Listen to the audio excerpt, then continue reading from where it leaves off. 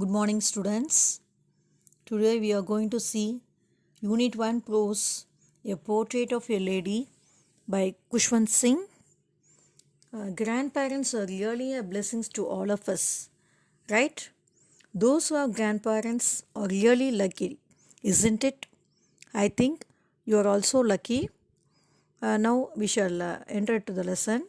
The title is an appropriate one because the story revolves around an old lady, and as the portrait never changes, so as the behavior of the old lady never changed since the narrator saw him. இப்போ ஒரு portrait ஒரு ஃபோட்டோவில் வந்து ஒரு இருக்கிற image வந்து எப்படி change ஆகுமோ அப்படியே இருக்குமோ அது மாதிரி கிராண்ட் மதர் வந்து நான் பார்த்ததுலேருந்து சேஞ்ச் ஆகாமல் அவங்களோட பிஹேவியரில் எந்த சேஞ்சஸ் இல்லாமல் அப்படியே தான் இருக்காங்க அப்படின்னு இந்த ஆத்தர் வந்து குஷ்வந்த் சிங் சொல்கிறார். Kushwant Singh is an Indian novelist and lawyer. He joined the Indian Foreign Service in 1947. He served as the editor of several literary and news magazines as well as to newspapers. He was awarded with Padma Bhushan in 1974, Padma Vibhushan by the Government of India and Sahitya Academy Fellowship by Sahitya Academy of India. அவருடைய famous நாவல்ஸ்லாம் பார்த்திங்கன்னா the mark of Vishnu, A History of Sikhs, The Train to Pakistan, Success Mantra, We Indians and Death at My Doorstep are some of his brilliant works. Now, the theme of the lesson. The Portrait of a Lady is an autobiography by Kushwant Singh. In the story, the author draws a pen portrait of his grandmother. He beautifully unfolds the relationship and how it undergoes several changes. அவர் வந்து குஷ்வந்த் சிங் அவருக்கும் அவங்க கிராண்ட்மதருக்கும் உண்டான பாண்டை வந்து இந்த லெசனில் சொல்லியிருக்காரு. அந்த bond வந்து கொஞ்சம் கொஞ்சமாக எப்படி சேஞ்சஸ் ஆச்சு, வில்லேஜில் இருந்தப்போ எப்படி இருந்தது, சிட்டிக்கு போனதுக்கப்புறம் எப்படி சேஞ்சஸ் ஆச்சு அப்படின்றத இந்த ஸ்டோரியில் சொல்லியிருக்காரு. The story gives a picture of human relationship. It is a realistic account of how the grandparents give all their time, attention and love to their grandchildren. The main theme பார்த்தீங்கன்னா the theme of innocence, friendship, love, connection, kindness, selflessness, respect and acceptance is seen in the story. The main characters in the lesson பார்த்தீங்கன்னா Kushwant Singh the author and his grandmother. Kushwant Singh's grandmother is described as an extremely religious person. She was a very kind lady. She was short, fat and slightly bent. Kushwant Singh he recollects his childhood days and his relationship with his grandmother in this lesson. இப்போ இதில் பார்த்தீங்கன்னா அவருடைய கிராண்ட்மதரையும் கிராண்ட்ஃபாதரையும் பற்றி அவர் describe பண்ணிக்கிறார். For 20 years, he found her old and wrinkled. The thought was almost revolting as for my grandmother being young and pretty. நான் பார்த்ததுலேருந்து கிட்டத்தட்ட ஒரு 20 இயர்ஸாக பார்க்குறேன். நான் பார்த்ததுலேருந்து அவங்க வந்து எங்கே அப்படியே ப்ரிட்டி அதே அழகோடு இருக்காங்க அப்படின்னு சொல்கிறார். The author's grandfather's portrait hung on the wall of a drawing room. நான் எங்களோட கிராண்ட்ஃபாதரோட போர்ட்ரேட்டை வந்து ஃபோட்டோவை நான் ட்ராயிங் ரூமில் தான் பார்த்துருக்கேன், மேண்டல் பீஸில் அப்படின்னு சொல்கிறாரு. He wore a big turban and loose fitting clothes. His long white beard covered the best part of his chest and looking at least 100 years old. அவர் பார்த்தா கிட்டத்தட்ட ஒரு 100 years கம்ப்ளீட் ஆனவங்க மேலே அந்த தெரியும் அப்படின்னு சொல்கிறார். He describes his grandmother. She was short, fat and slightly bent in nature. Her silvery white hair was scattered over her wrinkled face. அவங்களோட அந்த ஃபுல்லாக சில்வர் ஒயிட் கலரில் இருக்க முடி வந்து முகம் வந்து ரொம்ப அவங்களுக்கு சுருக்கமாக இருக்கும், ஏஜ் ஆனதுனால அங்கே வந்து அப்படியே விழும் அப்படின்னு சொல்கிறார். He remembered her hobbling around the house in spotless white cloths, with one hand resting on her waist to balance her stoop, on the other hand busy counting the beads of her rosary. அவங்க ஃபுல்லாக எப்போதுமே white கிளாத்ஸில் தான் இருப்பாங்க. ஒரு கையை பார்த்திங்கன்னா அப்படியே முதுகு கொஞ்சம் ஏஜானதான் வளைஞ்ச மாதிரி இருக்கும், அதை பேலன்ஸ் பண்ணுறதுக்காக முதல்ல கை வச்சுட்டு இன்னொரு ஹேண்ட் பார்த்திங்கன்னா கையில் ரோசரி, அந்த பிக்சரில் பார்த்திங்கன்னா தெரியும் பீட்ஸ் மாதிரி கையில் அந்த ரோசரின்றது ஜபமாலை அப்படின்னு சொல்லுவோம், அதை வந்து கவுண்ட் பண்ணிகிட்டே இருப்பாங்க அந்த பீட்ஸை. She was like winter landscape in mountains. இந்த வின்டர் லேண்ட்ஸ்கேப் இன் மவுண்டன்ஸ் அப்படின்றது என்ன, எதுக்கு ஏன் டிஸ்கிரைப் பண்ணுறாங்கன்னா பிகாஸ் ஆஃப் ஒரு white hair and spotless white clothes தான் இருக்கிறதுனால அவங்கள வின்டர் லேண்ட்ஸ்கேப் இன் மவுண்டன்ஸ் அப்படின்னு சொல்கிறார். Author's childhood with his grandmother. His parents had gone to live in the city, leaving him behind the village under the care of his grandmother. அந்த ஆத்தரோட parents வந்து அவங்க சிட்டியில் போய் இருக்கிறதுனால இவரை வந்து அவங்க பாட்டி வீட்டில் அவங்களோட கேரில் விட்டுட்டு போகிறாங்க. She use to wake him up in the morning. She would get him ready for school and would also feed him with chapati. காலைல எழுப்பி விடுறது, அவர் ஸ்கூல் கிளப்புறது, அப்புறம் வந்து சப்பாத்தியை ஃபீட் பண்ணுறது எல்லாமே அவங்க பாட்டி தான் அவனுக்கு செய்வாங்க. The school was attached with the temple. The priest taught children the alphabet and the morning prayer. All the children sat in the veranda reciting alphabet, while his grandmother is engaged reading holy scriptures. காலையில் இவர் கூட ஸ்கூலுக்கு போவாங்க, evening வரைக்கும் wait பண்ணிவிட்டு திருப்பி அவரை கூட்டிகிட்டு வருவாங்க. அந்த ஸ்கூல் பக்கத்தில் ஒரு டெம்பிள் இருக்கிறதுனால அவங்க வந்து அங்கே வந்து ப்ரேயர்ஸ் வந்து ரிசைட் பண்ணிகிட்டு இருப்பாங்க. ஈவினிங் வரும்போது இவர் கூடயே திருப்பி வந்துடுவாங்க. Finally in the evening, the author and the grandmother would walk back home feeding the street dogs with stale chapatis. அப்படி போகும்போது கொஞ்சம் வீணாக போன மீந்து போன சப்பாத்திலாம் எடுத்துகிட்டு போவாங்க. வரும்போது அந்த ஸ்ட்ரீட் டாக்ஸ்க்கு அவங்க வந்து அதை வந்து போட்டுகிட்டே வருவாங்க. Now that goes the turning point in the relationship of grandmother and the author. After a friendly relationship with his grandmother, he had to adopt a new life in the city. இப்படியே கொஞ்ச நாள் இருக்கும்போது சிட்டிக்கே போக வேண்டிய நிலைமை வந்து வந்தது.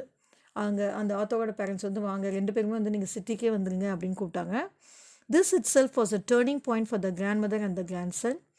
Both of them was sent for to settle down in the city with his parents. The author went to an English school, but the grandmother never liked the way he was taught. Though Singh and his grandmother shared the same route, she was unable to help him. 2 பேரும் சிட்டிக்கு போனோன்னா அங்கே பேரண்ட்ஸோட வீட்டில் ஒரே ரூமில் தான் stay பண்ணாங்க. இருந்தாலும் இவங்களால் வந்து அவங்களோட ஸ்டடீஸ்க்கு எந்த ஹெல்ப்பும் முன்னாடி வில்லேஜில் இந்த மாதிரி இவங்களுக்கு ஹெல்ப் பண்ண முடியல. Grandmother became very much distressed and disturbed. As the years rolled by, they saw less of each other. In spite of her immense interest in his studies, she could not help him in his lessons as he was learning English, the law of gravity, Archimedes' principle, and many more such things she could not understand, and this made her unhappy. முன்ன மாதிரி வந்து ஒரு ஸ்டடீஸுக்கு இவங்களால அந்த கிராண்ட்மதரால் அந்தளவுக்கு help பண்ண முடியல. அதுவே அவங்களுக்கு வந்து ரொம்ப வந்து அன்ஹாப்பியாக அவங்க ஃபீல் பண்ணாங்க. To keep herself busy in the city, she spend all her time sitting on her spinning wheel and spend half an hour on feeding the sparrows and watching them playing and chirping. இவங்களுக்கு வந்து வேறு அவங்கள வந்து எப்படி engage பண்ணிக்கணும்னு தெரியல. உடனே அவங்க என்ன பண்ணாங்க, சிட்டியில் ஜஸ்ட்டு வந்து அவங்களோட ஸ்பின்னிங் வீல் எடுத்துகிட்டு அதில் கொஞ்சம் நேரம் டைம் ஸ்பெண்ட் பண்ணாங்க. கொஞ்ச நேரம் half an hour வந்து அந்த ஸ்பேரோஸ் இவங்க வீட்டுக்கு வந்து நிறைய ஸ்பேரோஸ் போகும், அதுக்கு கொஞ்சம் ஃபீட் பண்ணுவாங்க. அது வந்து விளையாடுறது, அது வந்து சத்தம் போடுறது, அதெல்லாம் வந்து இவங்க நல்லா என்ஜாய் பண்ணுவாங்க. While feeding the sparrows, it used to sit on her legs and her shoulder. Some sat even on her head. She smiled but never shooed them away. This used to be the happiest half an hour of the day forever. அப்படி feet பண்ணும்போது அந்த sparrows பார்த்திங்கன்னா அவங்களுடைய ஷோல்டரில், லெக்ஸில், even ஹெட்டில் வந்து உட்காரும். அதை இவங்க வந்து எதுவும் துரத்தவே மாட்டாங்க. அப்படியே ஜஸ்ட்டு ஸ்மைல் பண்ணிவிட்டு விட்டுருவாங்க. ஏன்னா வந்து அந்த டைமை வந்து ரொம்ப ஹாப்பியஸ்ட்டு ஹேராக அவங்க வந்து ஃபீல் பண்ணாங்க. The author leaves for higher studies. The author decided to go abroad for higher studies for 5 years. He was sure that his grandmother would be upset at his departure, but she was not even sentimental. She came to the railway station to see him off. இப்போ அவரோட ஓரளவுக்கு கொஞ்சம் தன்னோட higher ஸ்டடீஸ்க்கு அப்ராடுக்கு போக வேண்டிய நிலைமை வந்துச்சு. ஒரு 5 years வந்து இவங்களை விட்டுட்டு இருக்கணும். So he felt very sad. உடனே அவங்க கிராண்ட்மதர் வந்து இவரை வழி அனுப்பத்துக்காக ரயில்வே ஸ்டேஷனுக்கு வராங்க. But she showed no emotion. Silently she kissed his forehead. The author thought that perhaps it was the last sign of physical contact between them. தனக்கும் தன்னுடைய கிராண்ட்மதருக்கும் உண்டான கடைசி ஃபிசிக்கல் கான்டாக்ட் இது மட்டும்தான் அப்படின்னு அவர் வந்து குஷ்வந்த் சிங் ஃபீல் பண்ணார். She celebrates the authors return. After 5 years, the author found his grandmother at the station when he returned. எப்படி வந்து அவர் கிளம்பும்போது வழி அனுப்பி வச்சாங்களோ, திருப்பி இப்போ அவர் வந்து 5 years முடிஞ்சு திருப்பி ஆத்தர் வந்து தன்னுடைய ஊருக்கு வராரு, சிட்டிக்கு வராரு. அப்போ வந்து அவங்க வந்து திருப்பி வந்து இவங்கள ரிசீவ் பண்ணுறதுக்கு அவங்க கிராண்ட்மதர் அங்கே ரயில்வே ஸ்டேஷனுக்கு வந்தாங்க. Even that day the happiest moment for her was feeding the sparrows herself. அன்றைக்கும் பார்த்தீங்கன்னா வீட்டுக்கு போன உடனே அவங்க வந்து அந்த ஸ்பேரோஸ்க்கு தான் ஃபீட் பண்ணிட்டு இருந்தாங்க. However something strange happen to her in the evening. அன்றைக்கி ஈவினிங்கே பார்த்தீங்கன்னா எங்கள் வீட்டில் ஒரு ஸ்ட்ரேஞ்சான ஒரு விஷயம் நடந்தது அப்படின்னு குஷ்வந்த் சிங் சொல்கிறார். For the first time ever she did not pray. Instead she collected the women of the neighbourhood, got an old drums of warriors. They tried to persuade her to stop to avoid overstraining herself. But she did not listen. இப்போ அன்றைக்கி evening பார்த்திங்கன்னா பக்கத்தில் அவங்க எங்கள் பாட்டிக்கு தெரிஞ்சவங்களாம் கூட்டிகிட்டு pray பண்ணலாம் இல்லை. அவங்க இப்போ ஒரு பெரிய ஒரு ஓல்டு ட்ரம் வாங்கிட்டாங்க. அவங்க வந்து ஓவர் ஸ்ட்ரெயின் பண்ணி ரொம்ப சத்தமாக அதை வந்து பீட் பண்ணுறது, அப்புறம் பாடுறது இப்படின்னு வந்து ரொம்ப இதாக இது பண்ணிகிட்டு இருந்தாங்க. நாங்கள் இவ்வளோ ஓவர் ஸ்ட்ரெயின் பண்ண வேணாம் அப்படின்னு நாங்கள் எல்லாருமே ஃபேமிலி மெம்பர்ஸ் சொன்னோம். அதை அவங்க கேட்கவே இல்லை. She fell ill in the next morning. அடுத்த நாள் பார்த்திங்கன்னா அவங்களுக்கு உடம்பு முடியாமல் போயிடுச்சு. The grandmother was diagnosed with mild fever by the doctor, but she insisted that her end was near. Next day வந்து டாக்டர் வந்து அவங்கள டயக்னோஸ் பண்ணாங்க, அவங்களுக்கு மைல்டு ஃபீவர் இருக்குன்ட்டு. அவங்க வந்து இதெல்லாம் எதுவுமே பண்ண வேணாம், நான் வந்து என்னுடைய இறுதி நாளை நான் நெருங்கிட்டுருக்கேன் அப்படின்னு சொன்னாங்க. She did not want to talk to anyone and would rather spend her last moments of praying. அவங்க வந்து யார்ட்டையுமே எங்கள்கிட்ட பேசுறதுக்கு விரும்பலை. ஜஸ்ட்டு அவங்க வந்து லாஸ்ட் மொமெண்ட்ஸ் வந்து ப்ரேயர் வந்து டிசைட் பண்ணிகிட்டு இருந்தாங்க. After a short while the author noticed that his grandmother lips stop moving and the rosary fell from her lifeless fingers. இன்னும் கொஞ்ச நேரத்தில் நான் குஷ்வந்த் சிங் என்ன நோட்டீஸ் பண்ணார்னா, அவங்களுடைய கிராண்ட்மதரோடைய லிப்ஸ் வந்து அவங்க இந்த ப்ரேயர்ஸ் வந்து ஸ்டாப் பண்ணிடுச்சு சொல்கிறது. அவங்கள கையில் வச்சுருந்த ரோசரி வந்து பார்த்திங்கன்னா அவங்களோட ஃபிங்கர்ஸ்லேருந்து நழுவி கீழே வந்துச்சு. The author notice that she died a peaceful death. Now she was covered with a red shawl. In the last day, when grandmother died, the author's mother had spread breadcrumbs for the sparrows. Sparrows were roaming here and there, and when the dead body was taken off, they haven't touched even a single piece of breadcrumbs. Next day, பார்த்திங்கன்னா அவங்க காரியத்துக்கான இறுதி சடங்குக்கான வேலைகள்லாம் அவங்களோட family members பண்ணிகிட்ருக்காங்க. அந்த ஸ்பேரோஸ்லாம் எங்கள் கிராண்ட்மதரை சுற்றி வந்து அப்படியே உட்காந்துட்ருக்கு. சரி, நம்ம தான் author's mother she spread some bread crumbs அதுக்கு வந்து ஸ்பேரோஸ்க்கு போடுறாங்க. But they didn't even touch a single bread. அதுங்க எதுவுமே அந்த பிரெட்டை வந்து எடுக்கவே இல்லை. Sparrows pay the homage. அந்த death of grandmother the sparrows paid a silent tribute to her. அதை வந்து எப்போதுமே வந்து அந்த ஸ்பேரோஸ் வந்து ஒரு சிப்பிங் சவுண்டு கொடுத்துட்டே இருக்கும். அன்றைக்கி பார்த்தீங்கன்னா எந்த சவுண்டு கொடுக்காம சைலண்ட்டாக தன்னுடைய வந்து அஞ்சலி அதுங்க செலுத்துது. Thousands gathered around her dead body. They did not check or accept the breadcrumbs given by mother. அது எந்த சவுண்டும் கொடுக்கல, அந்த பிரெட் க்ரம்ஸே அக்செப்ட் பண்ணிக்கல.